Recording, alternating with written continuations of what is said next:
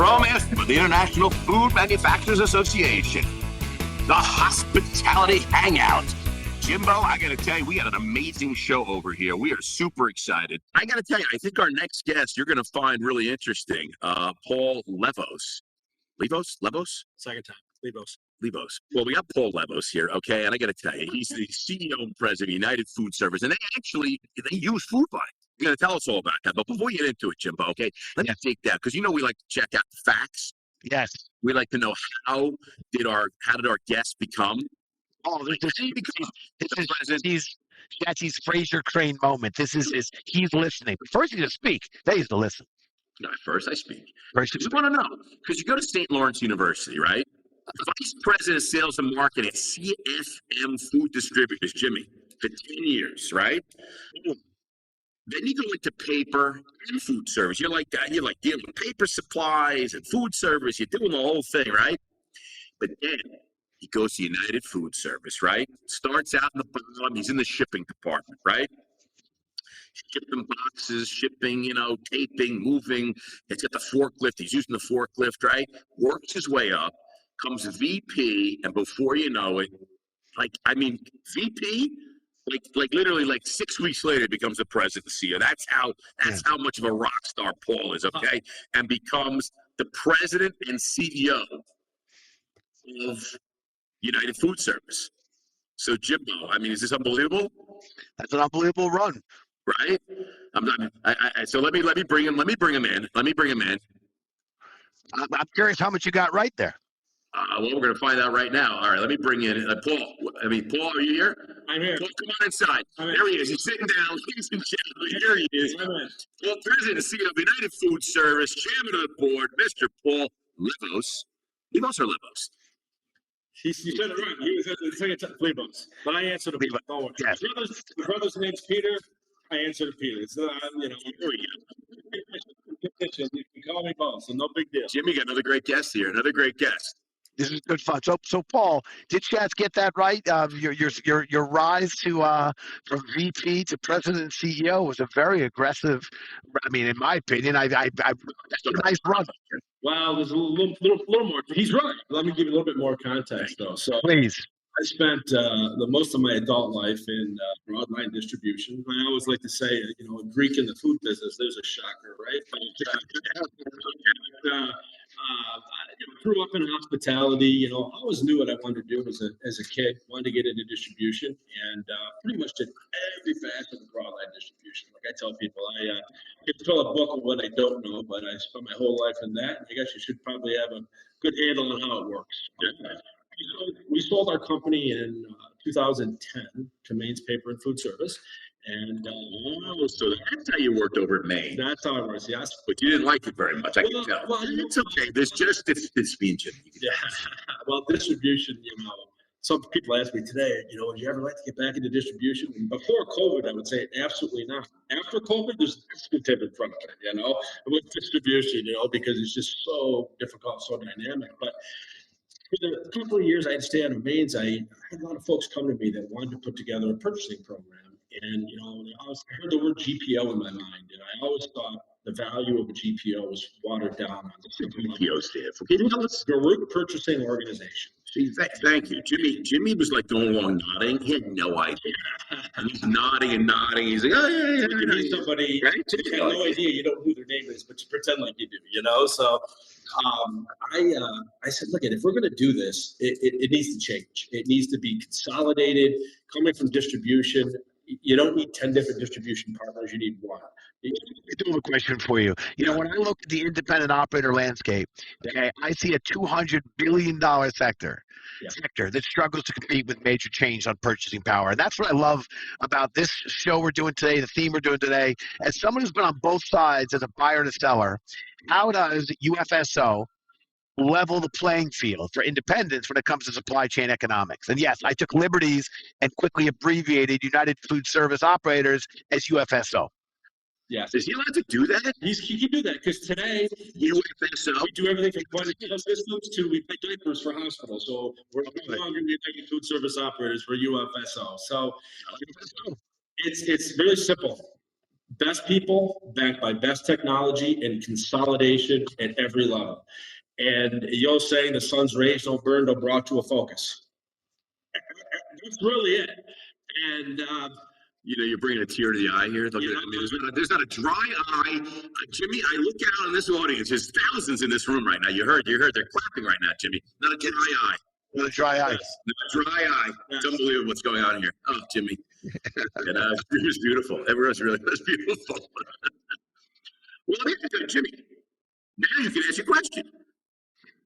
I did ask my question. He was answering my question. But Paul, Paul, do you want to continue on that about how do you help the independents? Yeah, absolutely. So we have a hands-on approach with purchasing managers that act as the purchasing department for these independents that don't have one.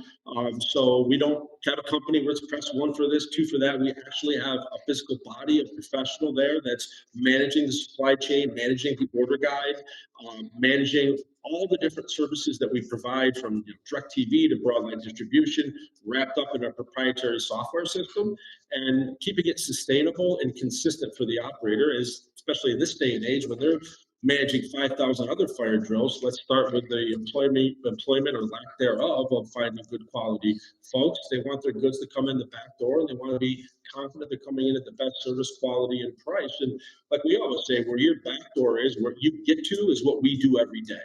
And what do you say? What you get to at the end of the day, like your back office is our front office. I see that. That's what we do. I'm sleeping, you're working. When you're sleeping, that's it. I like that better. I think we should change. I like that one. You're sleeping, we're working. Hey, you're not 9 to 5.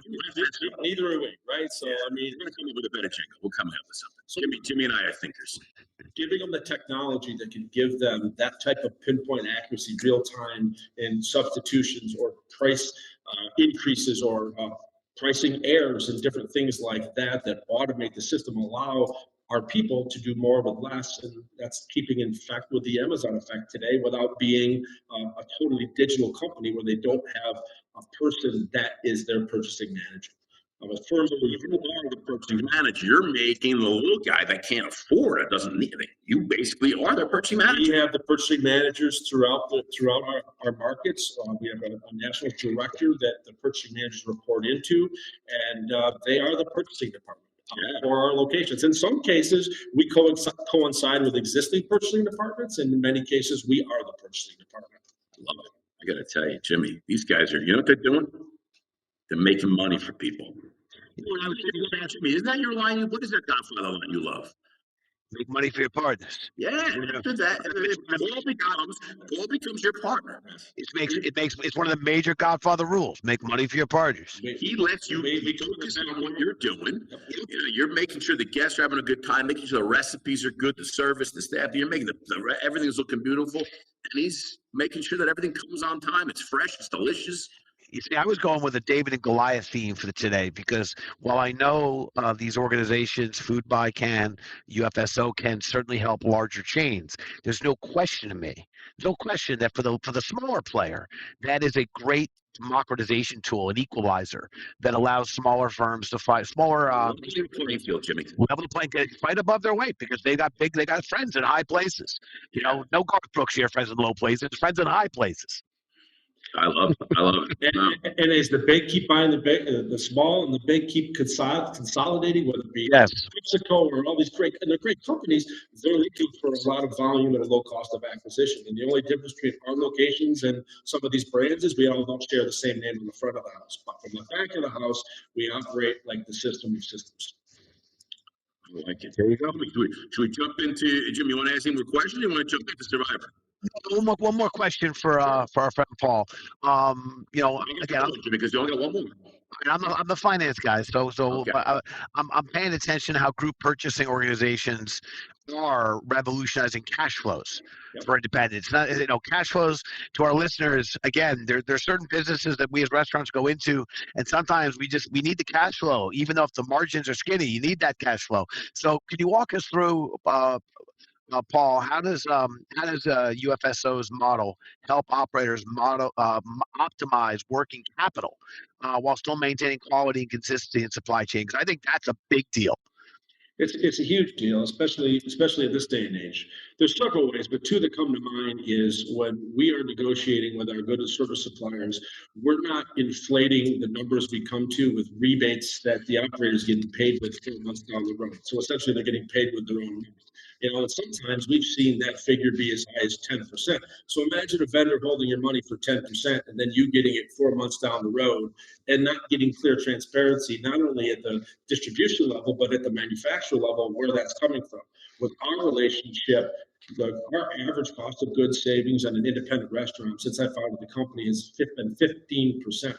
15%, Jimmy, that's some serious cash. 15.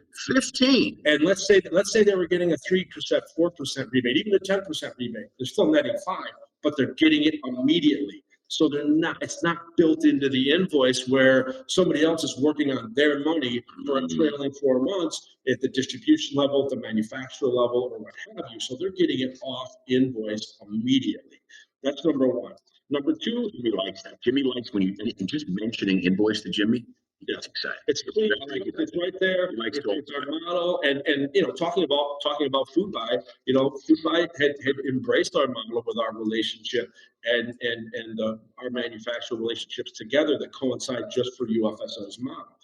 So the second way is obviously inventory, right? We built our own system for managing the ordering inventory ledgers from the operator end, where we can manage the inventory coming in. So let's say an operator has multi-unit, there's turnover, somebody's over ordering, stuff's going out the back door. We can pinpoint down on those real time to keep the cash on that shelf as minimum without obviously having service issues, not keeping it too tight, but knowing exactly where everything is at all times from an inventory valuation point on our own software that does the food, but also does our fresh bread direct suppliers, any DSD suppliers that we have. Acronyms, Jimmy, who keep track of it? Direct store delivery. What's direct store delivery? DSDs? DSDs. So it's on Jimmy, you writing this down? GPO, DSDs. I mean, these down with knowledge. you're down with DSD? Yeah, you know me. Exactly. So we put that. United Food Services. You know what they are? What are they? The gold medal winners. They are the Olympic champions, Jimmy. Right? I like it. I hope you had some good Olympic music going on there, Chad. The Olympic champions, Jimmy. I got to tell you, I'm saluting UFSO because what they're doing is they're helping Americans win. Right. All right. Listen, I got to go. Yeah, finish your last thought because we got to jump onto the another segment. Absolutely. My last thought is, I founded this company, and obviously, like any company you found, everybody tells you why it can't work, or you're 10 months or 10 years too late, and so on. And had a vision, and I got to say, today it's not me. It's the talented team we have around us that has followed what I put on a bar napkin many years ago, and our best days are ahead of us. And going to work for some of the hardest working folks in this industry, helping them make more money and sustainable in their ventures, it just brings me a lot of gratitude and appreciation. And I want to thank you gentlemen for this time today. You're not done. No, okay. Well, I just got to get into the next segment because our producer is telling me we got to get to the next segment. I thought that was beautiful. And I appreciate you sharing it. That's it. I have our own share of bar napkins. Basically, we have a lot of bar napkins.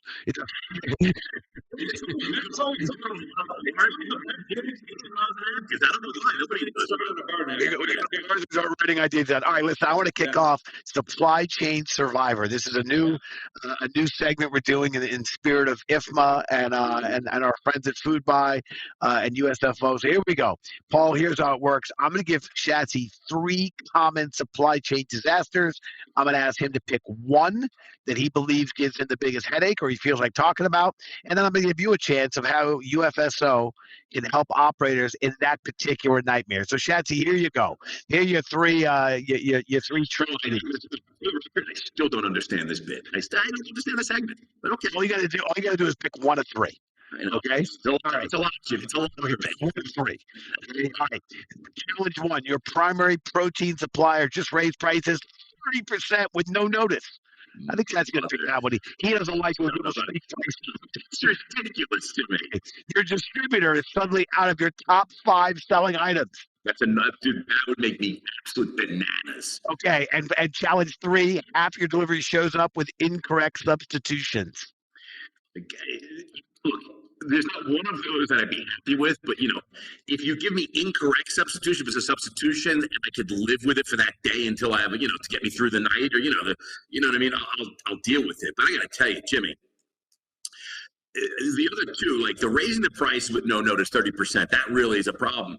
And then the being out of the top 5 selling items, that's a big problem. I mean, that's like that pisses a lot of your customers off. And then, the reason I'm out of it is my distributor. I don't want to hear a story. So I got to tell you, in this particular instance, Jimmy, I'm going to tell you that out of the my top 5 selling items, not most used, my top 5 selling things, I would have, me, Jimmy, I would be on the phone. I'd flip out.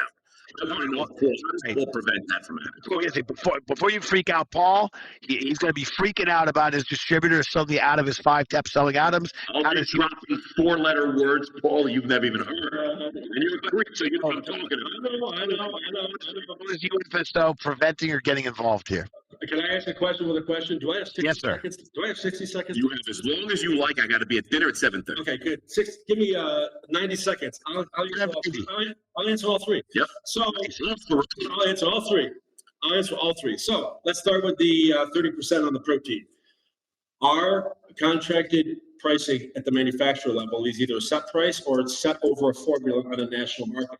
So unless there's the act of God clause, which since I founded this company happened with one supplier that wasn't protein. What was the act of God?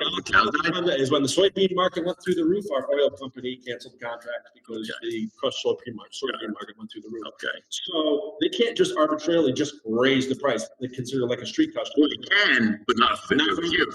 Exactly. So I'm like on browns, on ribs, things like that. If it's 10 cents a pound over the market, we can know what the price is the following week before the operator does. And our system tracks all of that. So that just cannot happen in our environment. It can't happen, Jimmy. Unless they pull that act of God. So, Jimmy, am I still on the island? Am I still on Survivor? You're still on the island, but let Paul check number 2, your 5 top selling items. Top selling items. So we had a software update with our system that actually controls the inventory coming from the manufacturer through to the distributor into our unit that tracks how many POs the distributor has on hand, their open POs, their receiving schedule into distribution, and how many cases a week our locations go through. So the system will push to us, hey, you're moving 500 cases a week out of this distribution center. You're bringing on 200 more cases a week. They don't have the safety stock you have. They're going to be out of stock in 2 weeks. We're going to be able to know that not the night before, so we can be proactive about it. So it's pushing that, controlling the supply chain from the manufacturer through to the distributor, through to the end user. And those are the type of sophistications that you nationally. I lost Paul. Hello. I lost him now. Sorry, I'm paying attention, Paul. I'm with you. This following you. That's all matters. The last one, it's a good tie-in because it's kind of one and the same. Right. So we can be proactive on making sure the invoice doesn't tell the story like, hey, why didn't this come in? Well, did you need it? Oh, I wouldn't order if I wouldn't have needed it. Right. That's famous. Obviously. Right? Yeah. Substitution. Our system, let's look at items that can be subbed sometimes, like a 24 count lettuce versus a 12. I give you a list of substitutes that are approved. So if something happens to be in the crazy, ridiculous chance that it's not in stock, you'll give me an approved substitute so it's not some surprise like the invoice should bologna instead of eggs. The invoice shouldn't tell the story. Yes. So 500 ham is 10% water. If I get sub one that you got to ring up, right? That's not what we do, right? We want to be proactive so there's no surprises. All right, well, listen, we're going to go and change. I love it. I got to tell you, Jimmy, I love what they're doing. We're going to go to customer support line. Okay, I have no idea what this is, but it's something that it's a new thing. So it's a new thing here today. It's called customer. So our listeners, loving have a new phone-in question. So we've got another burning question, Jimmy, from the audience, right? So people are now calling in the Hospitality Hangout. They're calling us live. Right now, even with the time difference, Jimmy, we figured it all out. We're in Arizona, you're in New York, and I don't know how you and Julie figured this out, but Brad Hamilton from All American Burger from Los Angeles, that's a whole other time zone, Jimmy. Do you understand how many time zones we're dealing with here? I mean, the technology that's happening. So Brad says that Brad is on the line right now. And here's the question from Brad, okay? Brad says he's struggling to maintain consistent food cost across his 6 locations of All American Burger in Los Angeles. Even though they're ordering the same items from the same distributor, he's finding price variation of 15% between locations. Paul, what does Brad do? How does this happen? How does UFSO help Brad Hamilton? Well, how does it happen? It's a sad commentary. There's 2 answers. The first one, it is what it is. Some of it is by design. And your markup schedules can change depending on who you're dealing with. And sometimes it's a get away with what you can get away with mentality. That's what you're telling Brad that he's screwed? In some vendors, in some, I say, hey, you get rid of the pool, maybe someone else. Here we go. Brad, that's not nice. Fix it. What's up with this pool now? In some cases, Paul's gonna fix it. Paul's gonna fix it. I'm fixing both scenarios. You'll never call this hangout again. I'm fixing both scenarios. The other option is it could be an honest mistake, right? Contracting you loaded. Give me a break. I've been paying for 25 years. So Brad, what time does Brad get his delivery? Let's say Brad gets his deliveries between 10 and noon, right? 10 and noon. His date is in our system at 7 o'clock that morning. He doesn't know about the price difference before he gets his delivery. He gets sent the price difference where he can. That sounds a lot better than before. Before he made it tell Brad. That's what happens. I mean, that's not what he wanted to hear. It's how it happens. It's intentional is how it happens, unfortunately. Oh, yeah, we did ask how it happens. You're right. We did You're right. So how is, and then sometimes, I like this pool. I love it now. sometimes the famous last words, it's a computer glitch, Well, our computers don't have glitches, okay? So we get his data in the next day, right? Next morning. So before, in a lot of cases, he gets his delivery, like, hey, Brad, this is up 15%. You were charged the wrong price. Your distributor's already been notified. Use this slip as credit on next. What else you need to know? No, even now, did that answer your question? Yes, I got to tell you, I really like this pool, and I'm going to. Hey, Shanty, I got a great idea, by the way. I don't know where. Okay. I like Brad Hamilton's name so much. We should come up with a screenplay, a movie with a date with Brad Hamilton. I love it. Brad. I think that's a winning idea. Win a date with Brad Hamilton. I gotta say, you know what? And I get to Brad Hamilton from All American Burger from Los Angeles, 6 locations.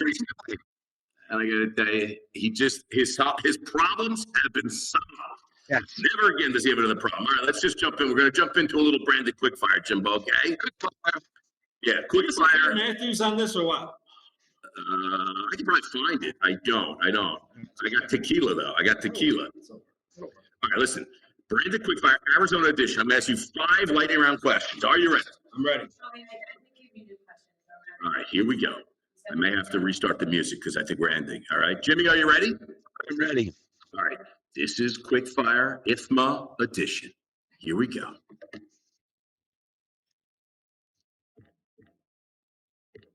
Taxi or Uber? Uber. Hotel or airline loyalty? What do you like better? Hotel. Which one? Hotel. But I mean, which one? Like, what's your hotel loyalty? I like the hotel loyalty because you get free rooms, you get this. I mean, what's your go-to? Like, what is it? Is it like Hilton? Is it Marriott? Marriott. Envoy. You're a Envoy. Jimmy, sing your song. Yeah. Envoy. Airline, you get 60,000 miles. That's $6. And it doesn't cover the fee, Right? Yeah. Favorite chocolate bar? Hershey's with almonds. I like it. They mentioned Hershey's. You know what I mean? I got to tell you something. They got all the candy out here, right? In the whole thing there. No Hershey with almonds. I love the Hershey with almonds. That's my favorite. I got it on my suitcase. Oh, you got the Heath bar. Heath is good. There were no Hershey with almonds out here. No, I know. I said I brought them. So you had the BYO. BYO. All right. Coffee or tea? Come on. We're in the food business. Coffee. How do you like your coffee? How do you like your coffee? I like my coffee with espresso in it. You drink espresso? Oh, yeah.